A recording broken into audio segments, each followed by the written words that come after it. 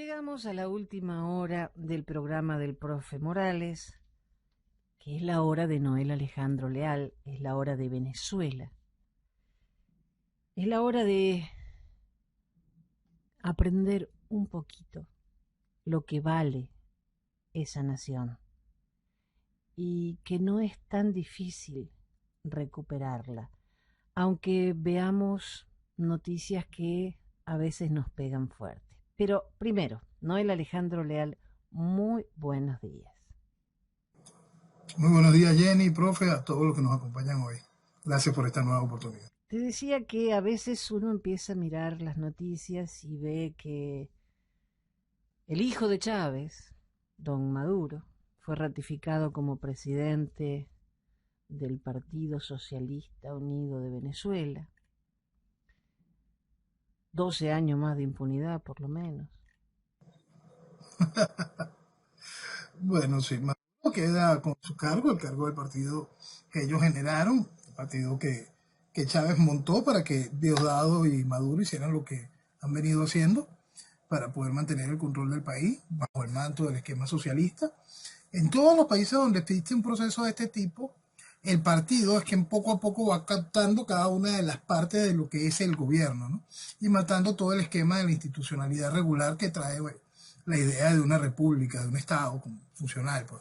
Eso lo va matando todo un proceso socialista que va implementando una tiranía.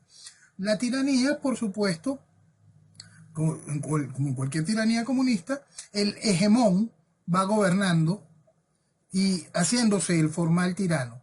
Distinto al mismo, quizás varía, ¿no? Que tiene que ver cómo son las funcionabilidades de la estructura del partido.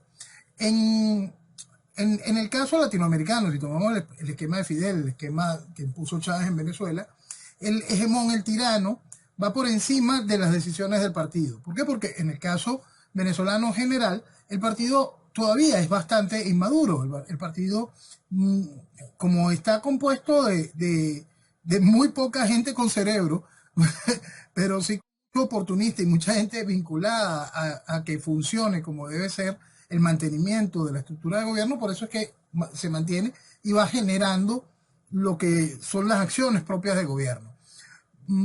Por eso es que tenemos al tirano en ejercicio formal de la maquinaria partidista y tenemos a Diosdado en el ejercicio formal directivo que hace que la maquinaria partidista funcione.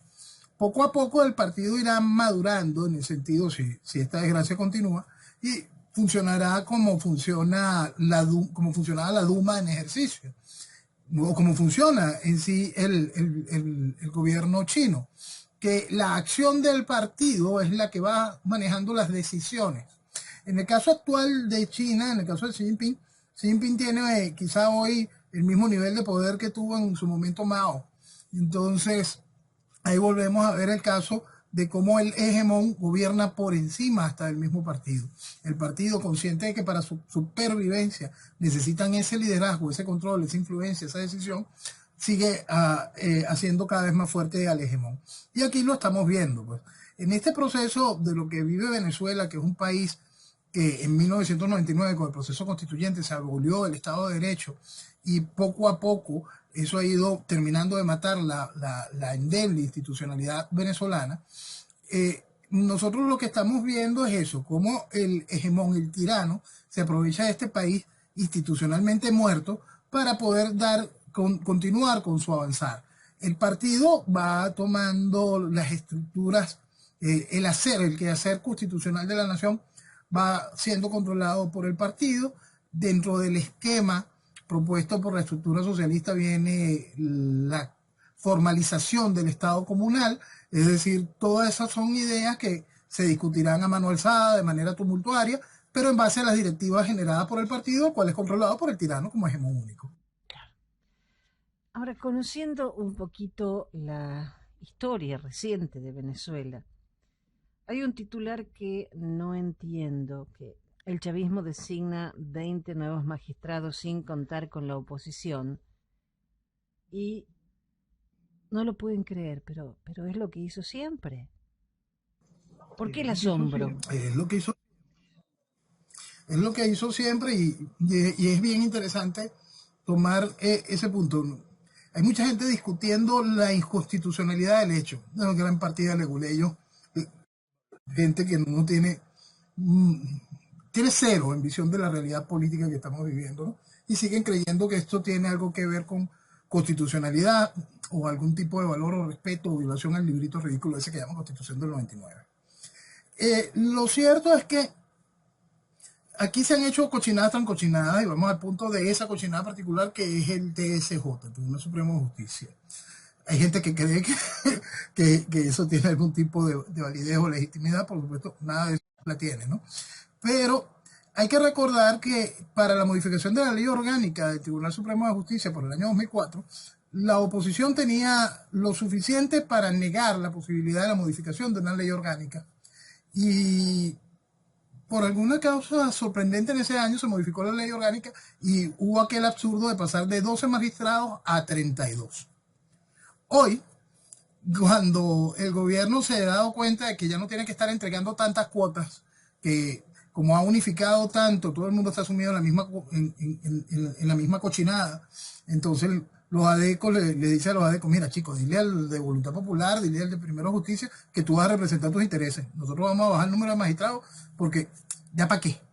Y entonces todos los demás bajan la cara y dicen amén. Entonces de un plumazo se bajan de los 32 absurdos magistrados a todavía a 20 absurdos magistrados para este país, un Tribunal Supremo increíblemente grande.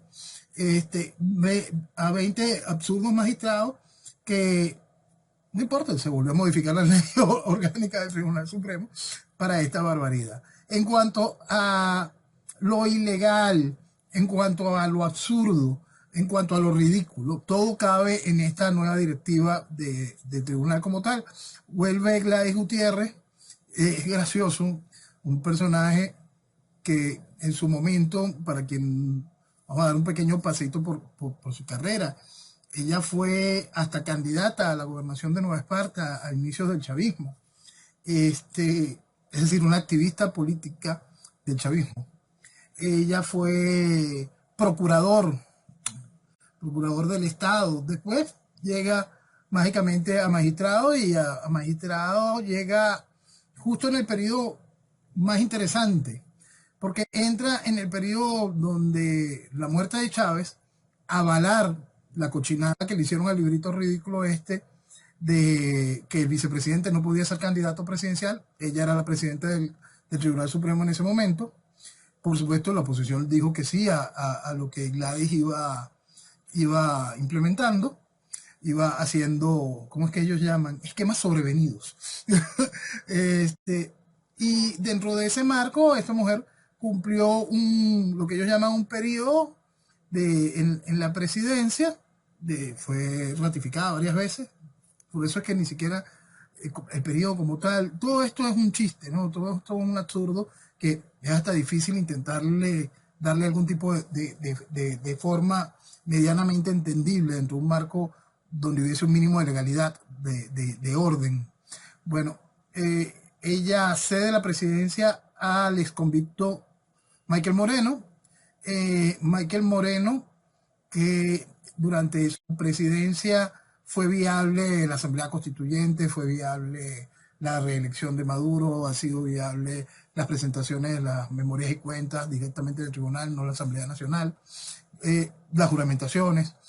Todo eso fue sucediendo durante el tiempo de Michael Moreno. Michael Moreno, que fue invitado de honor hace unos 2 o 3 años a la Corte Penal Internacional como orador de orden. Volvemos a Gladys. Gladys deja el cargo para darse a Michael Moreno. Entre las otras cosas que estuvo haciendo Gladys hace 2 o 3 años, era la representante de Venezuela ante la Corte Penal Internacional, ante esa misma Corte, y entre otras instituciones internacionales. Y ahora la vuelven a traer. Y la vuelven a traer de manera ilegal en base al librito ridículo, porque un magistrado tiene sus 12 años de periodo y no puede volver a repetir. Bueno, Gladys volvió a llegar y no hay ningún problema con eso. Y Michael Moreno no es más presidente, pero sigue como magistrado.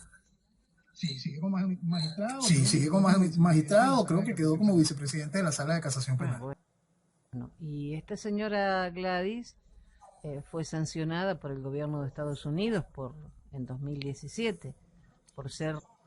Como todo el tribunal, como todo el gobierno. Como todo el tribunal, como todo el gobierno. Y eso es bien interesante.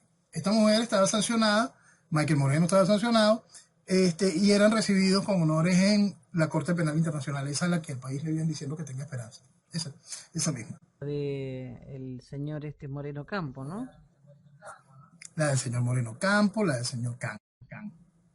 Sí, buena gente. Sí, sí, sí, gente muy efectiva que entiende muy bien la realidad de los países y que, por supuesto, no sirven para absolutamente nada bueno. Bueno, pero lo malo que lo hace muy bien. Sí, y con el aplauso de todo un planeta. Es increíble, ¿no? Es increíble cómo la gente no termina de comprender la realidad de cómo funcionan esas estructuras. Yo tengo un corto de una situación que hemos explicado aquí varias veces, del caso del presidente de Sudán. De Sudán, sí, Sudán, perdón, tengo un lapso, creo que sí es Sudán. Él ha matado gente, miles y miles y miles, mataba a cristianos, porque eso es su deporte. Entonces, tantos fue que hubo que dividir el país y generar Sudán del Sur, para que no matara menos, para que matara menos. Pues. En el 2011, por fin la Corte Penal Internacional dictó un auto de detención internacional. No importa, él siguió paseando por toda África, fue presidente de un par de confederaciones africanas, fue para toda Europa, casi todos los países de Europa lo visitó, mientras tenía ese auto de detención internacional emanada por esa misma corte. Todavía está esperando que lo vaya a buscar aquí. Bueno, eso, esa es la corte. Esta mujer viene de ser representante. No sé si tuvo tiempo de viajar con el asunto del COVID y todo lo demás, pero el asunto es que en términos diplomáticos, fue aceptada su placebo. Ella, por supuesto, está marcada por los Estados Unidos por su colaboración con cuanta aberración ha sucedido en Venezuela. Bueno, pero nosotros, por ejemplo, en mi país también tenemos buenos ejemplos. Hay un señor que es diputado, obviamente de la izquierda, que se llama Nicolás del Caño, y le escribió en Twitter a Elon Musk. Le dijo a Elon Musk: queremos que la riqueza no se la apropien parásitos como vos. Parásito a Elon Musk. No sé a cuánta gente le está dando trabajo. Comunista no es gente. Pero escuchá lo que dice un tipo que en su vida supo lo que quería decir trabajar. Oye, pero Queremos sí, que dime. queremos que la riqueza social que producen los y las trabajadores no se la apropien parásitos como vos. Reemplazar este sistema irracional que destruye el planeta y hunde a millones en el hambre, la pobreza y las guerras, mientras unos pocos acumulan fortunas y viven como reyes. Yo creo que esta noche Elon Musk no duerme. No duerme.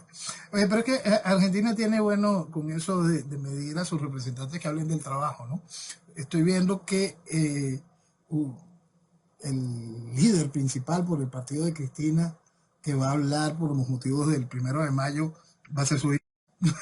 Que en su vida trabajó. Bueno, ese es el mundo, ¿no? Ese es el mundo y eso es lo que estamos viviendo.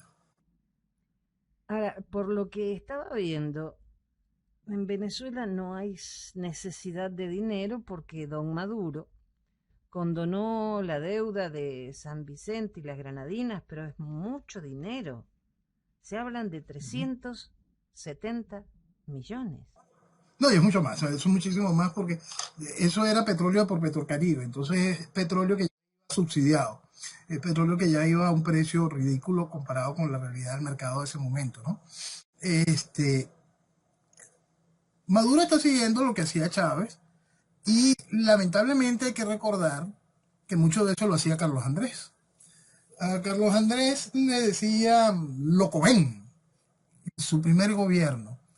¿Por qué? Porque la riqueza que entró en Venezuela posterior a la guerra de Yom Kippur, todo ese momento, cuando Carlos Andrés decide la nacionalización, la estatización del petróleo, este, la gente, la cantidad de dinero que se despilfarró, ¿no?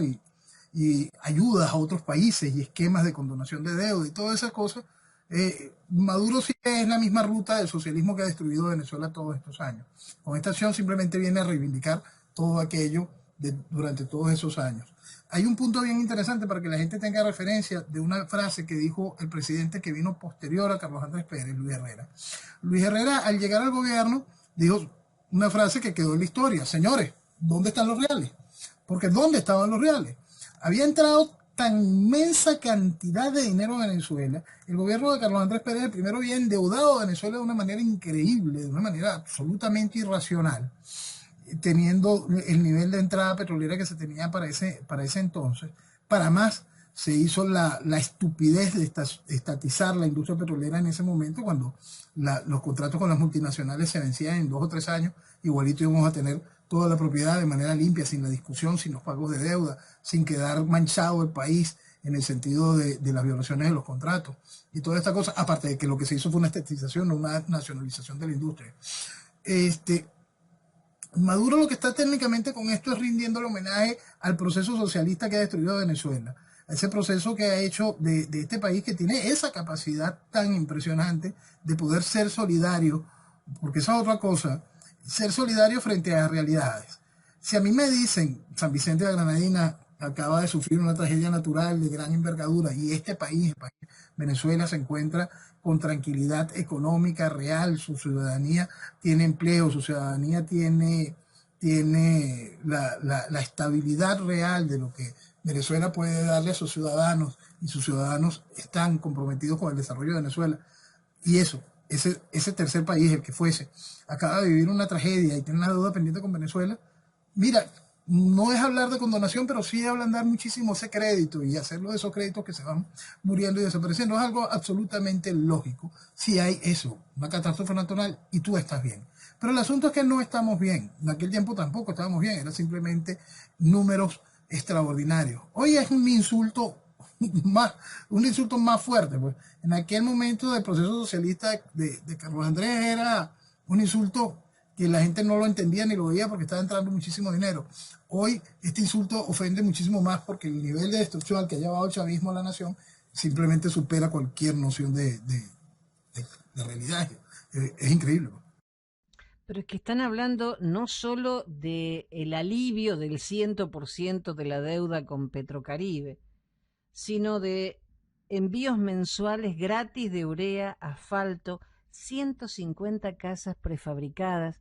¿Cuánta gente se ha quedado sin casa? Para colmo ahora, con el problema de las inundaciones en el estado de, de Manuel Rosales. De Zulia. No, y abajo, lo del Táchira ha sido horrible, en Mérida ha sido muy fuerte. Sí, hasta aquí en Caracas se han visto cosas impresionantes por la lluvia debido a la falta de mantenimiento. En el caso de Caracas es estrictamente la falta de mantenimiento de los sistemas de alcantarillado, y se han llenado barrios y urbanizaciones con agua hasta marcar el 1,5 metros de altura, una cosa impresionante. Ahora que estamos hablando del Zulia y las inundaciones, ¿está rondando de nuevo el protectorado? Eso es interesante, pues Maduro, entre las garantías que dio para que la oposición participara en las elecciones de alcalde y gobernadores, es que no iban a haber más protectores de los estados.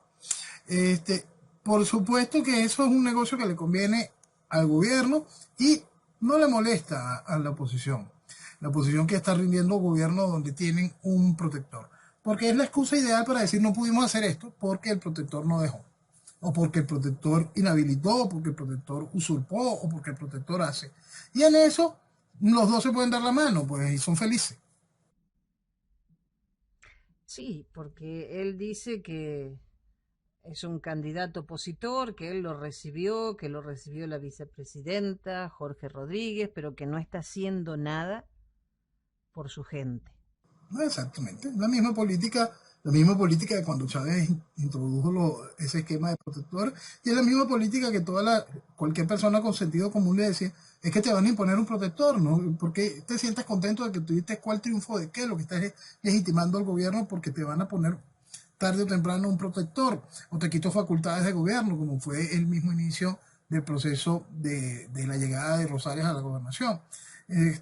Aquí tuvimos un caso que, para que se vea que este asunto no es nuevo, cuando Antonio Ledesma ganó las elecciones, cuando existía todavía la alcaldía mayor, fíjate que cómo la revolución va distorsionando cada una de estas cosas. La alcaldía mayor era una alcaldía que venía a gobernar lo que eran los municipios de la Gran Caracas. Y eso lo inventó este gobierno en el proceso constituyente del 99. Y hace unos 3, 4, 5 años le eliminaron el diplomazo, se acabó. Ya no existe ese cargo, ya no existe esa estructura. Bueno, el asunto es que previo a su eliminación, cuando Antonio Ledesma ostentaba ese cargo, igual le fueron quitando y quitando atribuciones. De repente simplemente no tenía más nada que hacer que pagarle sueldo a los empleados de la alcaldía, porque no podía hacer absolutamente más nada. Entonces, a pesar de esa realidad, de ese hecho histórico, de quedar demostrado de cómo es que gobierna el chavismo y ejecuta ese tipo de acciones, igualito le han ido mintiendo al país una y otra vez para que vaya a matadero electoral una y otra vez y fomenten estos asuntos tan absurdos y tan ridículos, pues, brindándole de nuevo legitimidad a la estructura de gobierno y dándole la oportunidad a otros a que sigan robando, porque no hacen otra cosa. En realidad, como hemos dicho, como decíamos cuando el inicio del interinato, lo que está quedando en la estructura política venezolana de ese país que se murió institucionalmente es algo realmente podrido. Es una cosa tan increíblemente podrido que uno podía explicar de una vez que no le den los activos, que era lo que uno siempre decía cuando este asunto, los activos tienen que pasar a un ente aparte, una estructura ad hoc, hay que buscar un esquema que lo maneje por fuera de la oposición, porque esta gente tiene un hambre increíble de robar, y van a robar. Y eso es lo que ha sucedido, pues. Y por supuesto, lo que llegan a las gobernaciones en nombre de la oposición, eso es lo que están haciendo y seguirán haciendo. ¿No? Quien piensa otra cosa no está entendiendo la realidad. No están entendiendo el problema político en el que nos encontramos. No están entendiendo esa muerte institucional. Hoy, precisamente, esta semana, es otro año, el tercer año del 30 de abril. El 30 de abril del 2019 fue el día de aquella inmensa cochinada donde Leopoldo López y Guaidó llevaron al país a la idea de que estaban buscando de verdad una salida a esto, ¿no? Y entonces se pararon en el distribuidor de Altamira y con unos soldados y le dijeron al país que estaban tomando la base aérea militar de La Carlota. Ese día, no solo esa mentira salvaje, esa cochinada, esa ridiculez impresionante, ese día también costó vidas de venezolanos que creían que por alguna causa esos representantes de verdad quieren aportar algo para la solución del problema de Venezuela, y salieron y, por supuesto, expusieron sus vidas frente a una tiranía criminal, pues la tiranía lo ajustició. ¿Qué es lo que hace? Pues? Entonces, esta rata, y ahí volvemos a amarrarlo todo precisamente con ese esquema de muerte institucional que ha mantenido al país sumergido en este fango asqueroso.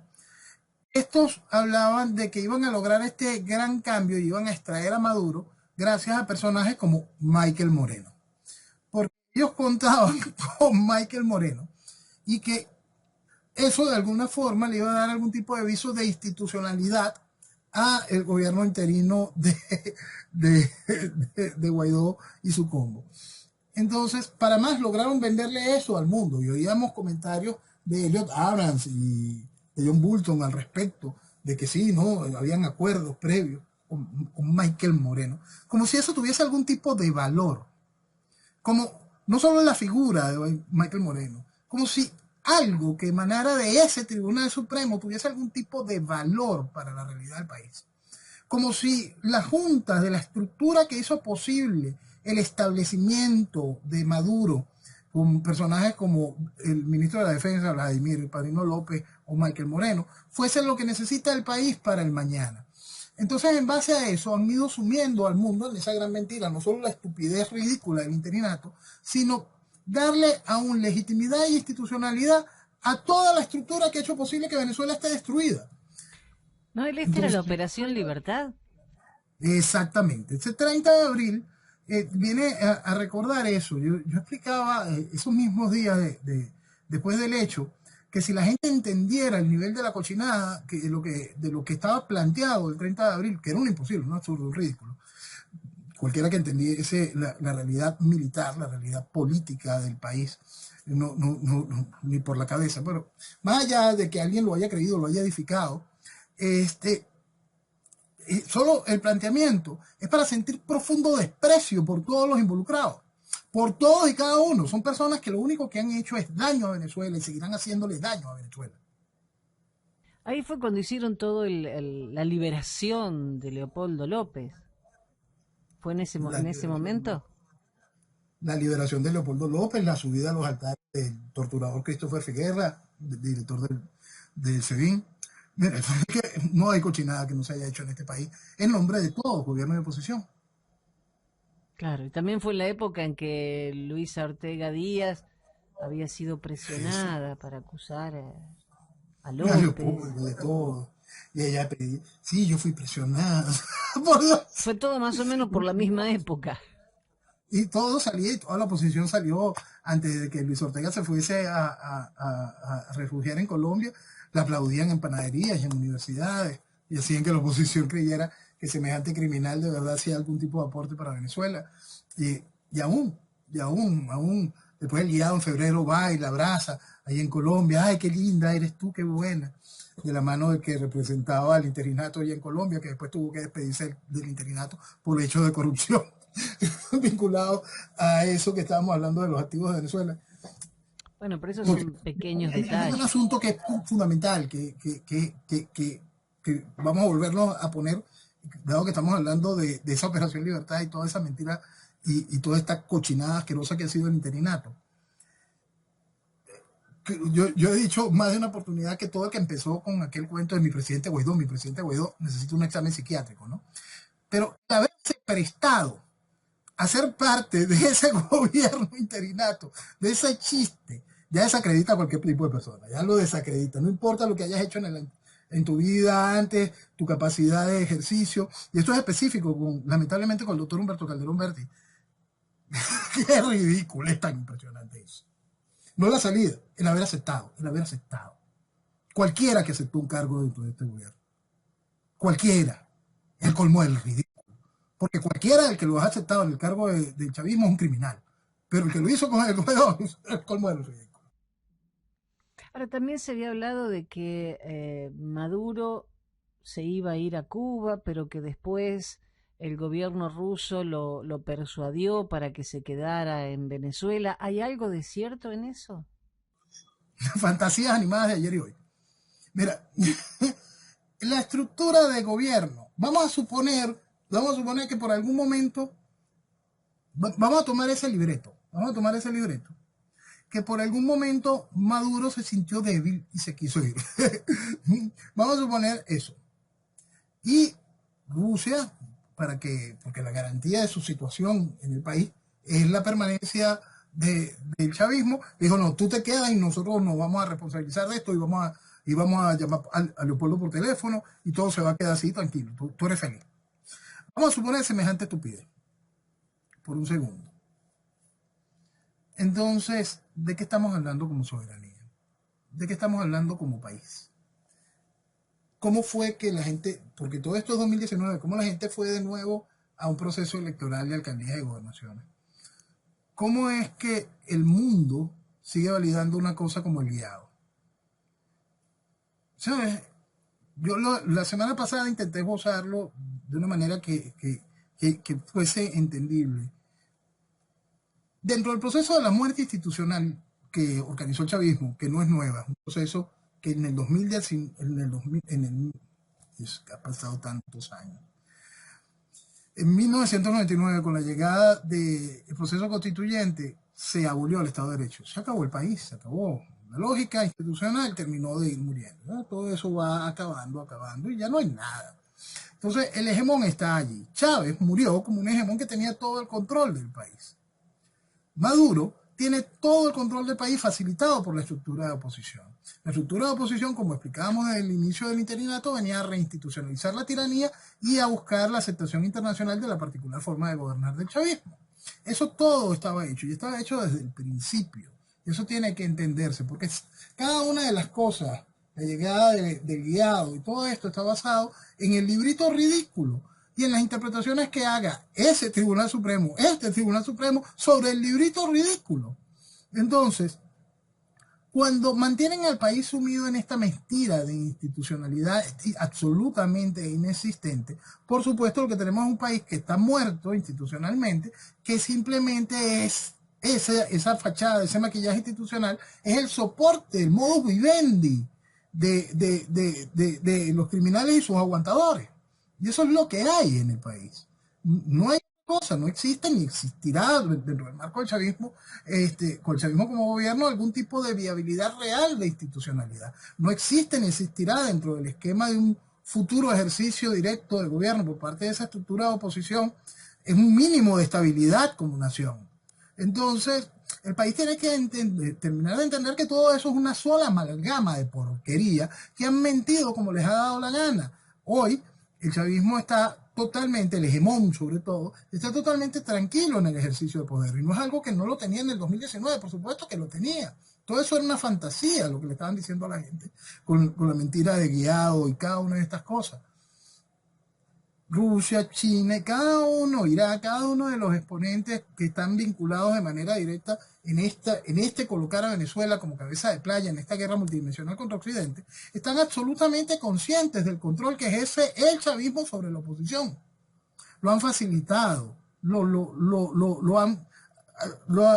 mira, es algo tan asqueroso, tan cochino y evidente, que por eso uno siente profundo desprecio por cualquier otro que le brinde algún tipo de espacio de legitimidad a esa estructura de oposición. ¿Por qué? Porque esa estructura simplemente lo que hace es darle fachada democrática a la estructura criminal de gobierno. Lo que nosotros estamos viviendo y cada una de las fantasías que le han metido a la gente en la cabeza son cosas que son increíblemente evidentes, saltan a los ojos, ensucian la mirada de cualquiera que quiera detallar un solo segundo cada una de las cosas que hemos vivido. Y es algo que tiende a doler en lo profundo cuando tú ves a compatriotas venezolanos que se han querido mentir y mentir, porque allá las ratas que les venden esa oferta podrida, pero cuando es la sociedad la que se niega a despertar, que necesita vivir sumida en la mentira para no afrontar la realidad, esa sociedad que ha querido sumirse así en esa mentira de la manera más asquerosa y negarse a despertar, es la que ha hecho posible cada una de estas realidades. Lo cierto es que el hegemón está allí, la estructura falsa de oposición está allí y se sienten ellos que siguen manteniendo el control de Venezuela. Y es que lo mantienen y lo tienen porque ya ni siquiera importa la voluntad de la sociedad, la tiranía está entronizada. La voluntad de la sociedad dentro de los cánones que tengan que ver con desde la expresión electoral hasta el mismo hecho de la opinión pública, no cuenta para absolutamente nada la decisión propia del hegemón. ¿Por qué? Porque el país se murió institucionalmente. Entonces no existe ningún tipo de expresión dentro del marco de las lógicas democráticas que afecten de manera alguna al hegemón o a sus socios. Noel, ponete en el lugar de alguien que no lee mucho, que no conoce mucho.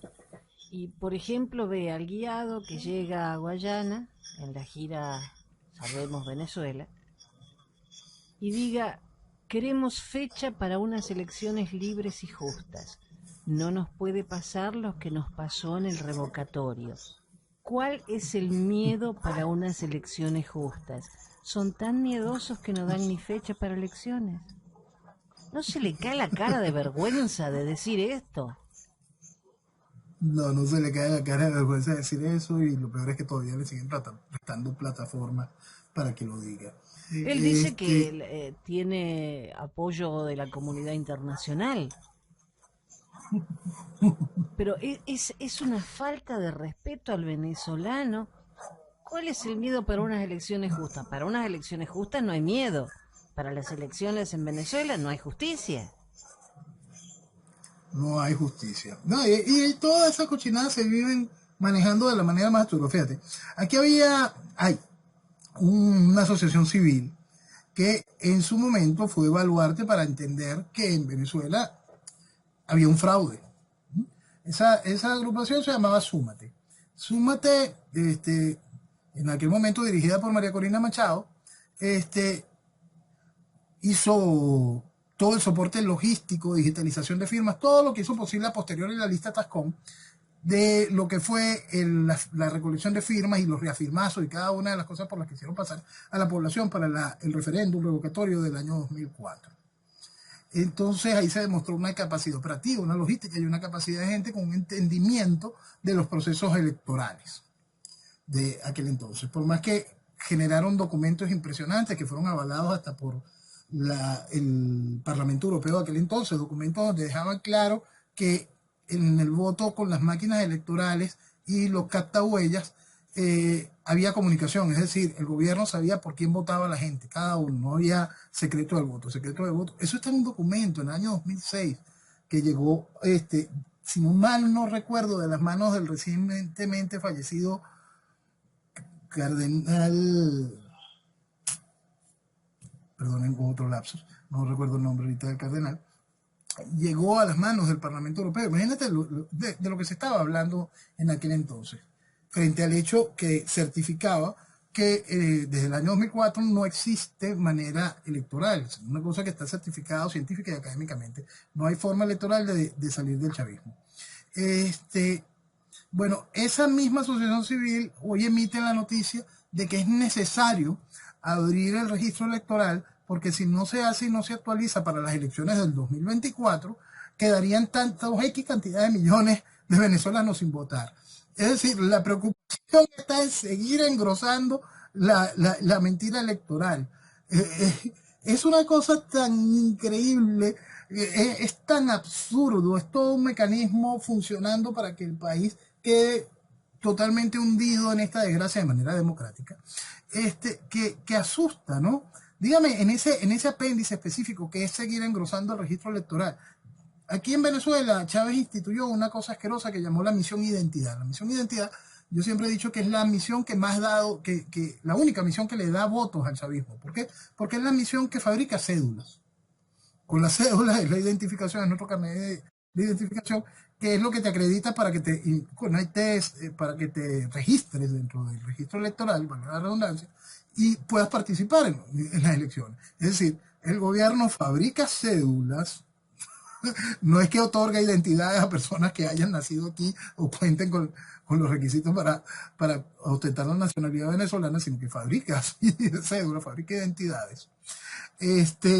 Y por supuesto, esa es la misión que más votos le ha dado el gobierno. Pues. Y la preocupación de esta asociación civil es eso, hay que abrir el registro electoral, porque van a quedar millones de venezolanos sin poder votar. Pero ¿no les basta lo que pasó con el padrón Maizanta? No hay nada aquí. Por eso es que es eso, es esa muerte institucional. ¿Con qué moral esta gente puede reclamar mañana lo que suceda si de suceder algo? ¿Con qué?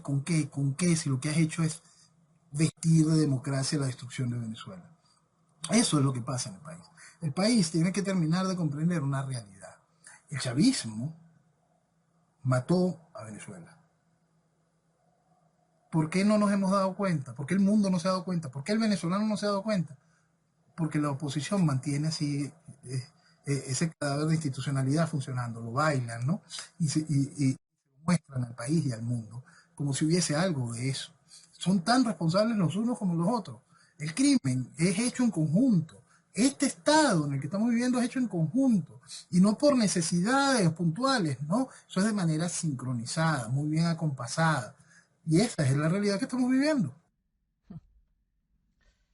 Bueno, los venezolanos en el exterior se han unido, le mandaron otra carta a Joe Biden pidiendo más sanciones para funcionarios del régimen de Nicolás Maduro.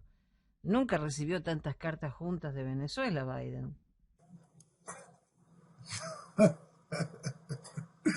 Mañana recibirá alguna otra de algún gremio institucional venezolano llamando al hecho de que se necesita buscar un adesentamiento de la estructura política para el desarrollo y algún otro festival de paja pidiendo más o menos sanciones. Bueno, y así llegarán otras más. Sí, pero más de 50 fueron que quieren pedir que continúe promoviendo negociaciones sustantivas y productivas para resolver la crisis.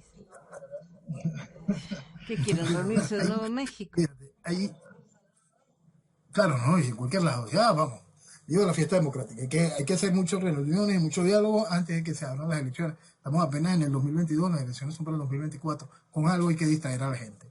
Entonces, el diálogo es importante, es fundamental.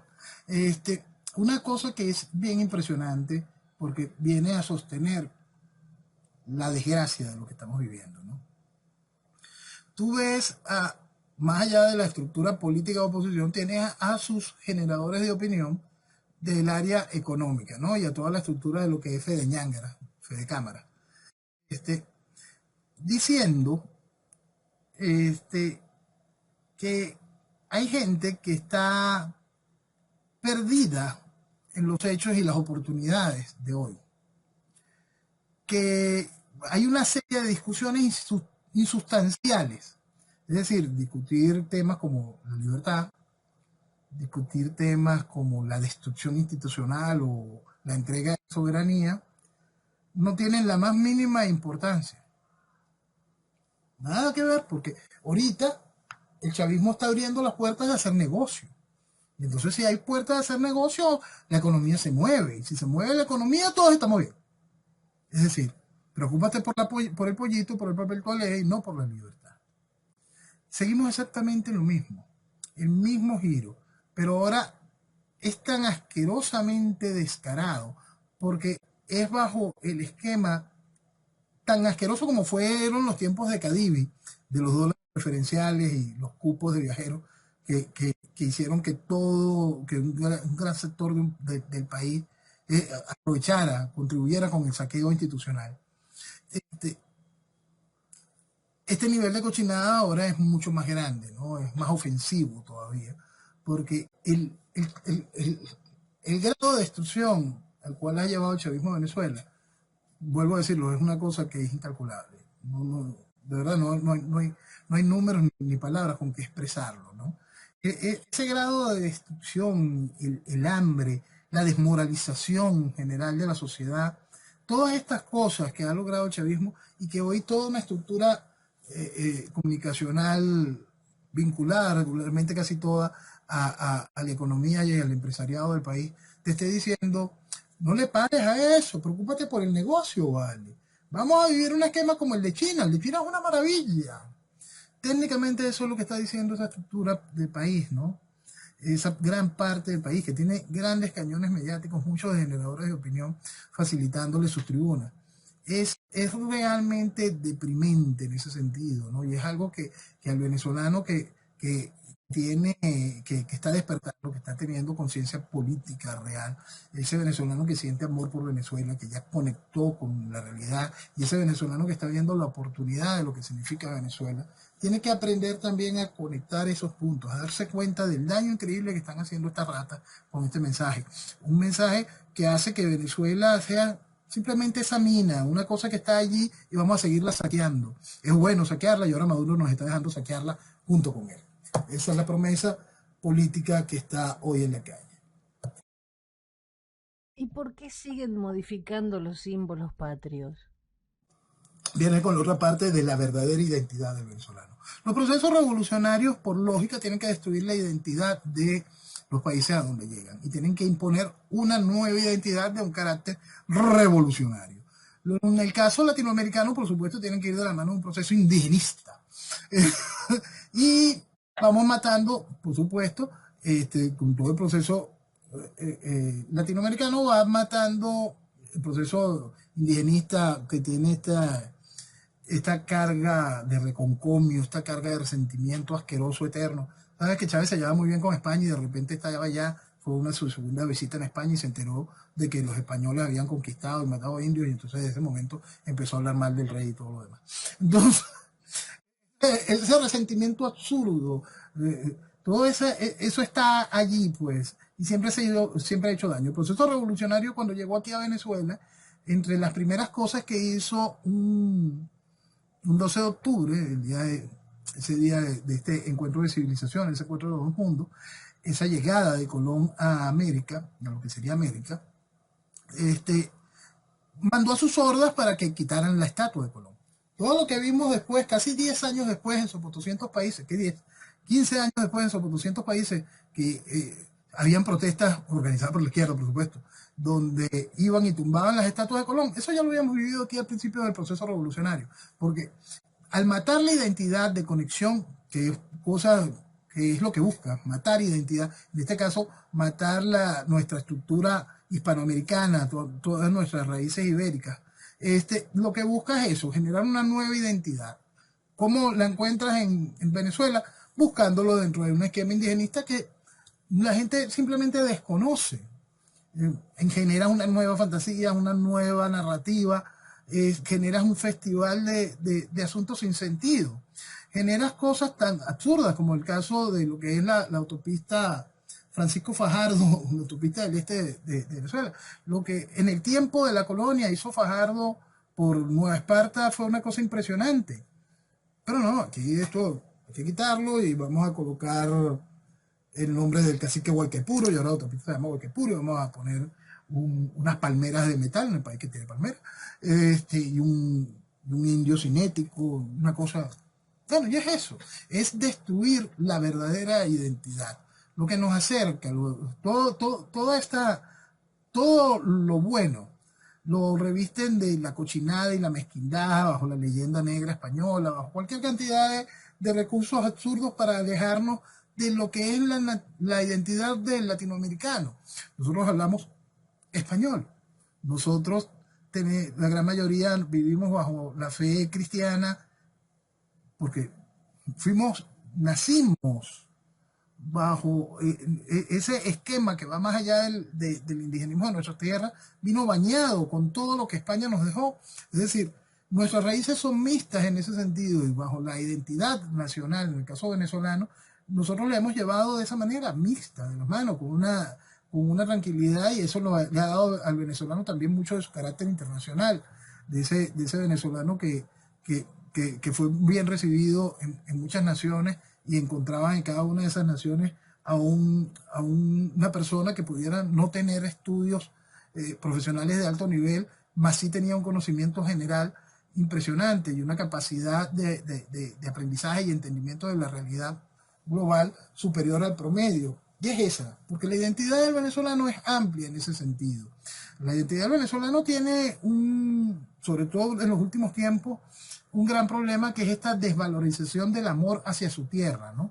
Y ahora con este esquema donde la poca identidad existente viene a ser manipulada por la estructura revolucionaria, desde cambiar colocar esa estrella en la bandera, desde colocar el esquema de república bolivariana y a todo el pegarle el bolivariano y no respetar lo que significa el real ideario de Bolívar y corromperlo a este nivel, este esquema de modificación de los símbolos de las ciudades, y en cualquier momento volverán a intentar modificar el himno nacional. Todo eso forma parte de la destrucción de la identidad para que el individuo de ese país, en este caso el venezolano, se quede aún más huérfano de absolutamente todo. La muerte institucional del país se vaya convirtiendo formalmente en la muerte total del país. Pero poner la cara de un indígena en un escudo mientras están muriendo de hambre y los obligan a trabajar en las minas y hay tantos problemas con los indígenas que están siendo masacrados por la guerrilla, en eso no se preocupan. No, por supuesto que no, lo bonito es ponerlo en el escudo, pues. Es eso. Ahora Venezuela también está ampliando cooperación con Turquía. Bueno, como hemos explicado desde el inicio de este cuento, nosotros nos encontramos un proceso revolucionario neocomunista fundamentalista. En el caso de Turquía y en el caso de Erdogan sueña con ser él su propio, generar un nuevo califato. Eso está entre sus sueños más delirantes. Y para eso necesita aliados. Reforzar la estructura con Venezuela va también dentro del marco de ir buscando cómo imponer un patrón monetario distinto al dólar. Todo esto va buscando sus propios espacios y su propia lógica dentro de ese mismo proceso, ¿no? dentro de esta guerra multidimensional contra Occidente. Entonces, ahorita, en este punto donde las situaciones son tan increíblemente incómodas y lo que vamos a vivir con respecto a lo que tiene que ver con alimentos, son increíblemente incómodos. Hay que recordar que Venezuela, muchas de las importaciones hoy de alimentos provienen de Turquía, de productos procesados y semiprocesados, y que Turquía maneja ese poder de distribución de alimentos, de generación de alimentos, porque la misma recibe la materia prima, compra la materia prima de Rusia y Ucrania. Entonces todo esto va a generar un gran problema de distorsión. Pero más allá de eso, lo importante es mantener el flujo. Y eso es lo que buscan este tipo de acuerdos. No quiero terminar esta charla de hoy sin hablar de don Pollo Carvajal. Dice la abogada que si Estados Unidos le pide colaborar con Colombia, lo hará, pero con garantías. ¿Tiene tanto para decir de Petro? Oh, tanto y más, tanto y más. Y de todo, y de todo. Es que esto se pierde de vista. Si el pollo hubiese dicho lo que tiene de Melenchón antes de las elecciones primarias, antes de las elecciones de la primera vuelta, Melenchón hubiese sacado muchísimos menos votos. Es decir, no hubiesen podido endosarle tantos votos a Macron para la segunda vuelta. Imagínate hasta ese nivel, ese tipo de información la maneja el pollo. Entonces, lo de Petro, Petro para más es camarada, ¿no? Es guerrillero, es toda esa esencia de lo podrido que los unió todos en el marco del Foro de Sao Paulo. Entonces, de él, por supuesto, hay mucho y hay más. Claro, el señor dice que él tiene mucha información, quiere hablar y colaborar, pero quiere que a Estados Unidos le parezca bien porque no quiere que le digan que hay cuentas pendientes, o sea, está viendo cómo puede acomodarse para decir todo lo que sabe, supongo. Sí, cuando se corrió el rumor de las primeras conversaciones del pollo con los Estados Unidos, que fue antes del hecho aquel de que lo retuvieran en el aeropuerto en Aruba, ya se sabía, corría pues la información de que el pollo ya venía en conversaciones con el gobierno de los Estados Unidos de aquel entonces para entregarse. El pollo ponía como condición no pagar ni un día de cárcel. Yo voy, me entrego, echo todo el cuento. Si quieren que haga un cheque vendiendo un bote de cosas que me he robado, no hay ningún problema, lo hago. Pero no voy a pasar ni un día de cárcel. Por supuesto, los gringos le dijeron que no, mira, tú estás vinculado directamente al asesinato de un funcionario de la DEA, tengo que ponerte preso. Pues. Entonces, el, todo ese proceso de dudas y todo esto fue aquel teatro en Aruba en aquel momento. Después de que el pollo está en España, está la negociación, otra vez. El pollo ya técnicamente está admitiendo, sí, lléveme a los Estados Unidos siempre y cuando de una vez vaya yo con una sentencia prehecha, edificada, de máximo 6 años para salir a 3 años en buena conducta y que mi cárcel sea un club campestre. Si no le aceptan esas condiciones, no va a decir pío con respecto a las cosas que son interesantes en la política de verdad, sino va a seguir soltando chismes que le preocupan a España y no en realidad a terceros países. Claro, la abogada dice que él es una persona que lleva años en la inteligencia, no tiene pruebas, pero sí sabe dónde están y quién las tiene. Eso es claro, pero si él habla de financiamiento internacional y tenés Néstor Kirchner, Argentina, Evo Morales, Bolivia, Lula da Silva, Brasil, Fernando Lugo, Paraguay, Ollanta Perú, Celaya, Honduras, Petro, Colombia, Movimiento 5 Estrellas, Italia, Podemos, España. Cartón lleno, basta para mí. No, hay más, hay mucho más, hay mucho más. Acérquense un poquito los afiliados al club de Boston y te vas a asustar.